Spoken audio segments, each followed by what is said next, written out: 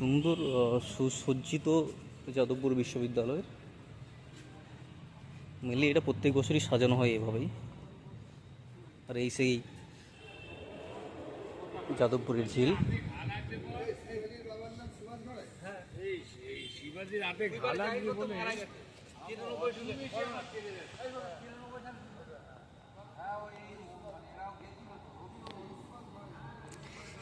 যেভাবে মিডিয়া যেভাবে দেখিয়েছে, যেভাবে বেশ কয়েক বছর ধরে, লাস্ট 2-3 বছর ধরে মিডিয়া যেভাবে যাদবপুর ইউনিভার্সিটিকে তুলে ধরেছে, আসলে যাদবপুর সেটা না। যাদবপুর কি সেটা জানতে হলে সেটা যাদবপুর ইউনিভার্সিটির স্টুডেন্টদের সাথে কথা বলতে হবে, তাদের কাছে জানতে হবে অ্যাকচুয়ালি কী কী ফেসিলিটিস যাদবপুর বিশ্ববিদ্যালয় দেয় একটা স্টুডেন্টকে। এখানে আমার মনে হয় কলকাতার মতো একটা মেগা সিটিতে, একটা 5 স্টার ইউনিভার্সিটিতে পড়া, চান্স পাওয়া, এটা অবশ্যই এটা একটা তার কৃতিত্ব, তার গর্বের বিষয়। কিন্তু তারপরেও এখানে সবথেকে যে মানে সর্বনিম্ন যে ফিজটা, সেটা মনে হয় যাদবপুর ইউনিভার্সিটির নেয়।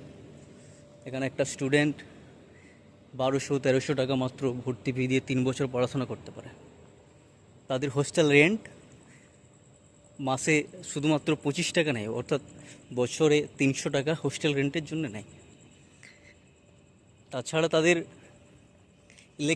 ইলেকট্রিক্যাল বিল তো লাগে না, ইন্টারনেট ফ্রি থাকে, বিভিন্ন রকম এডুকেশনাল ট্যুর থাকে, এবং সর্বশেষ যে আমরা র্যাঙ্কিং যদি দেখি তাহলে যাদবপুর বিশ্ববিদ্যালয় 1 নম্বরে, ফার্স্ট র্যাঙ্ক স্থান করে যাদবপুর ইউনিভার্সিটি।